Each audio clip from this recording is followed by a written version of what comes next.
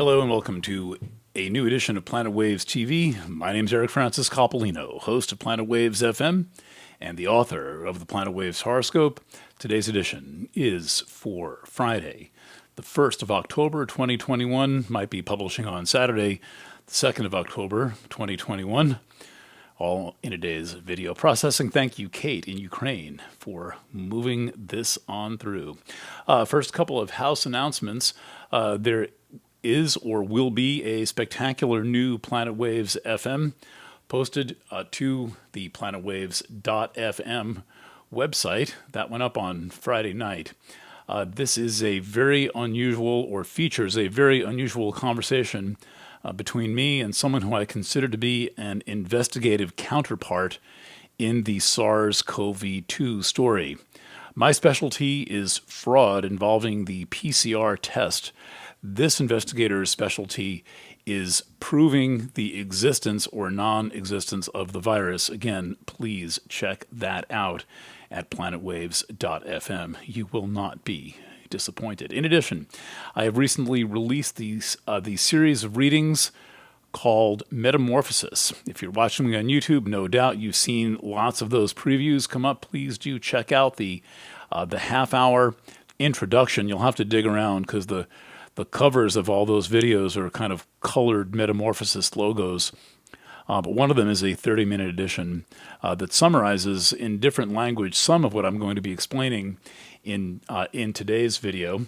And one of the reasons why I thought it was important to do a visual reading of these particular charts is because I am starting to hear dire predictions. There's one guy who's supposedly predicted 9/11, who is now predicting some kind of a financial collapse between October 5th and 10th. I'm not here to tell you whether or not there will be a financial collapse between October 5th and 10th, but I can tell you a lot about the astrology of those days, and that's part of what I plan on doing. And when I see predictions like that, by non-astrologers, my inclination is to wonder what astrology it is that they're picking up on, even though they may not be astrologically aware or know anyone who is. Everything is kind of loose in the ether, and one way or the other, we're all picking it up. And it is true that the events of approximately the next 9 days are going to be extraordinary from an astrological standpoint, so much so that I was able to do nearly 7 hours of video based pretty much on one chart, which I'm going to bring up in a minute. It's the second of these these two charts. So basically, the 1-2 of it all is that we have a new moon on the 6th. That is Wednesday, as far as I'm date compromised. I find it really annoying that the days and dates slide around like they do. We can solve that problem somewhere. But anyway, yes, it is Wednesday the 6th, and this is the new moon in the sign Libra, and it is taking place at about 16 degrees of that sign. And it is an unusual new moon in that it is a new moon conjunct Mars exact to the degree.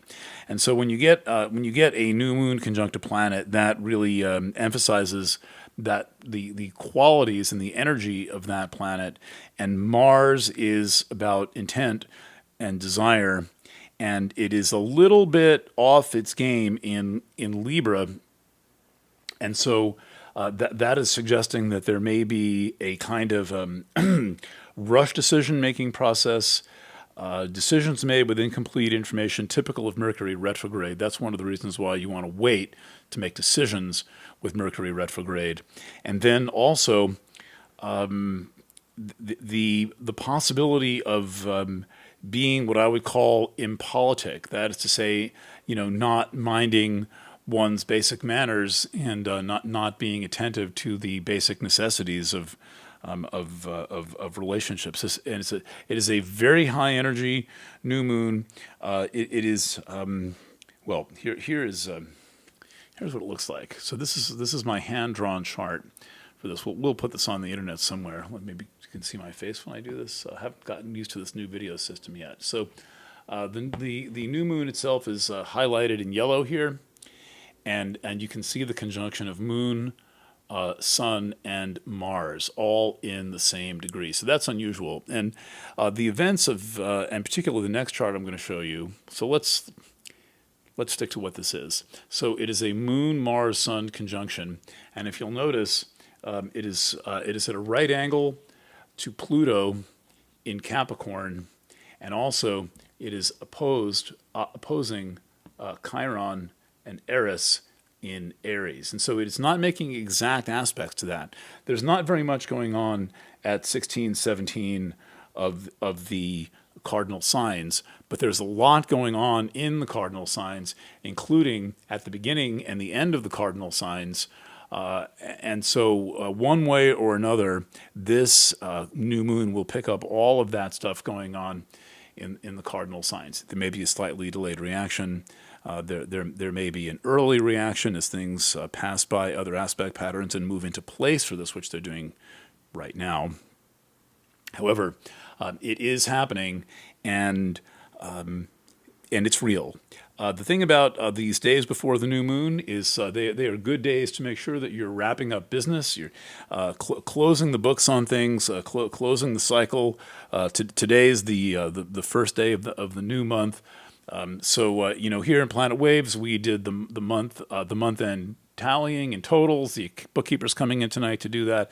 The end of the month and the end of the lunar month are the time to tie up loose ends, and that particularly being a property of Libra, tie up the loose ends.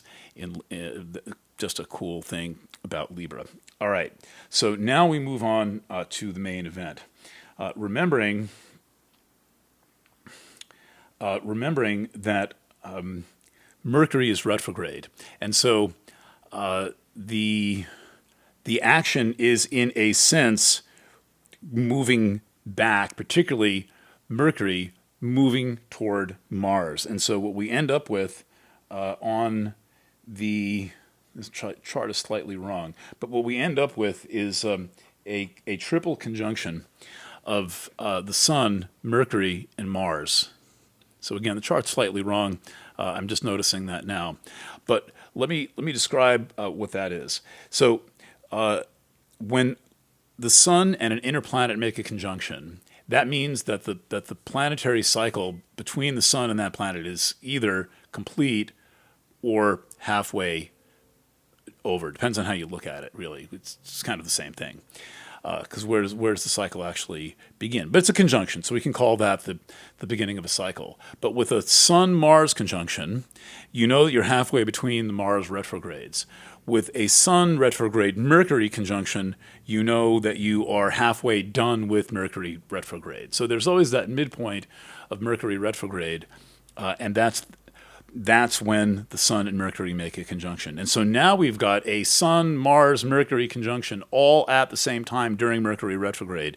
And what that is saying is that not only are those three planets lining up, but those three cycles are lining up, so that we're halfway through the Mars retrograde cycle. It'll be so many more, exactly halfway between the Mars retrogrades, and then exactly halfway between the Mercury retrograde cycle. So that doesn't sound like much, and maybe it sounds a little bit like a little too technical, but when a series of odd or unusual, when a series of typical things happen together, that means that there's a kind of unusual quality to it.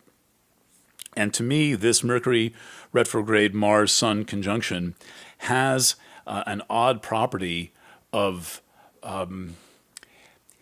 it has an odd property of a before and after type event that does not directly involve outer planets. So normally when I talk about a before and after event, meaning an event that kind of defines a phase of one's life, or you can say, well, before that things were like this, and after that things were like this, usually it involves outer planets. So usually, for example, it would be something like the conjunction of Saturn and Pluto in Capricorn, which we experienced on the 12th of January 2020. Now, we didn't know it at the time. Any astrologer could have said, well, this is something big. A lot of astrologers made the 9/11 connection to the Pluto-Saturn cycle, because it was the Saturn-Pluto cycle that was associated with 9/11 way back in 2001. And so that cycle went from the opposition phase, that is to say Saturn opposite Pluto, to the conjunction phase, Saturn conjunct Pluto. And as we can see, the world has never been the same since. I think, however, that we are in a similar period right now with this retrograde Mercury-Mars-Sun conjunction, even though it only involves fast movers, even though it's not really about that big thing with a 37-year cycle or whatever. It just has that feeling to it, and that's part of the intuitive part of astrology, and it's part of a lot of experience watching astrology. Now, what it's going to be, I don't know. What a financial collapse would look like at this point, I don't know. I think that from my research on the COVID timeline, 8 months of pulling together the events of 2019 through March of 2020. Right, the prehistory of COVID, there was quite a bit of economic movement going on at that time. And by economic movement, I mean bailout-ish kind of stuff. Things where there were large maneuvers being made, and there is a whole theory of COVID that it is that it was essentially a financial bailout disguised as a pandemic. And I have to say, I was somewhat surprised to see hundreds of billions of dollars moving around in March of 2020. It just seemed like an unusual way to deal with the outbreak of a disease, supposed outbreak of a disease, as did shutting down all of society all over the world for a coronavirus that at that point was not really known to do very much. It just seemed very strange that we were going to go being dragged through this whole thing. And I would encourage you to pay attention. Paying attention does not so much mean being suspicious as it means being observant. Now, I think the deeper underlying theme of this aspect is told by the fact that it's in the sign Libra, and the sign Libra is the sign of intimate and personal relationships. And the truly extraordinary thing about the events of 2020 and 2021 is the extent to which they have gotten right into our underwear drawer, the extent to which they've gotten right to the kitchen table, the way that they've gotten right in our most private, intimate, personal partnerships. This is not necessary, and this is about an agenda. And there is an old tactic of warfare that says that if you want to conquer a society, disrupt its relationships, disrupt its whole method of having relationships. And now what we're finding is that families that may have gotten along fine for generations or decades are suddenly being ripped apart because one person has figured out that there's something a little bit genocidal about this whole vaccination program. And, if you don't think it's genocidal, maybe you don't, maybe you do, but if you don't, maybe you don't know what genocide is. So you might want to look into that. But in any event, it is ripping families, relationships, friendships, schools, businesses, professional partnerships apart. Very strange. Stuff that just is, for the most part, unprecedented. I've got a friend who's a bass player in a famous new wave band that has been together for something like 37 years. And this friend of mine only ever missed one performance in this band's entire nearly 4-decade history because he happened to be out of the country at the time of the show. And the second one he ever missed was because he was not allowed into the room because he hadn't taken an injection. That's really weird.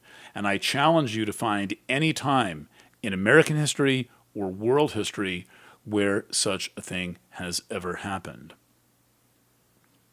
And I would remind everyone that though this is an astrological podcast, I am sensitive to history. There is a decision in the United States which says that the government can mandate an injection, but the penalty is a $5 fine if you don't take it. The penalty, as decreed by the Supreme Court, is not being cast off from society.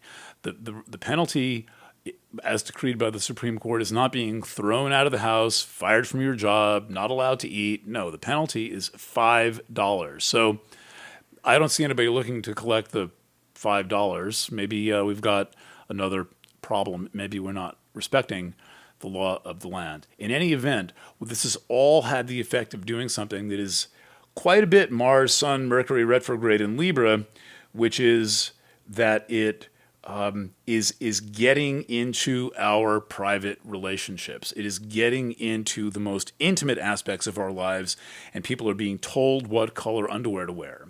I'm thinking, well, as long as someone says I should wear green underwear for the common good, and also anyone can inspect my underwear, as long as it's for the common good, as long as it's for the greater good. I mean, I don't really know about how me wearing green underwear helps everyone else, but if they say to do it, I'm going to do it. What the fuck? Really? I mean, sometimes I feel like I'm being completely condescending, sitting in my various places where I explain things, pointing out the plainly obvious. But the question is, where does this all end? What is the end point? Where would you draw the line? Okay, maybe you're in favor of people getting injected and keeping all the uninjected people out of every concert and restaurant in New York City, but what's the end point? What would you object to? Let's pretend you don't object to all this mandatory stuff and people getting fired and thousands of nurses losing their jobs on Monday, thousands of teachers losing their jobs on Monday. Okay, when is it not okay? Really think about that. And if you find yourself in a conversation with people who say, oh, this is all fine, well, I have a question. When is it not fine? If Biden says he wants 98% or 99% of the American public injected. Now, my question is, what about the other 2%? Would it be okay to arrest them, put them in a camp, shoot them? What wouldn't be okay? So we have a lot to think about here beside the rising tide. And this aspect, this series of aspects, Sun, Moon, Mars, Sun, Mercury, Mars, is a wake-up call. It is saying pay attention, and pay attention on the most private, personal level. We're talking about private, personal planets, Sun, Mercury, Mars. We're talking about a sign deeply involved with our personal relationships. Libra. What's one-on-one relating? One-on-one relating. Nothing. Libra's got nothing to do with the collective. This is the collective of you and your boyfriend, or you and your girlfriend, you and your child, you and your mother, you and your father. Okay, that's really all I have to say. Saving a little energy to finish up Planet Waves FM, which comes out or came out at 10 o'clock on Friday. That's findable at planetwaves.fm.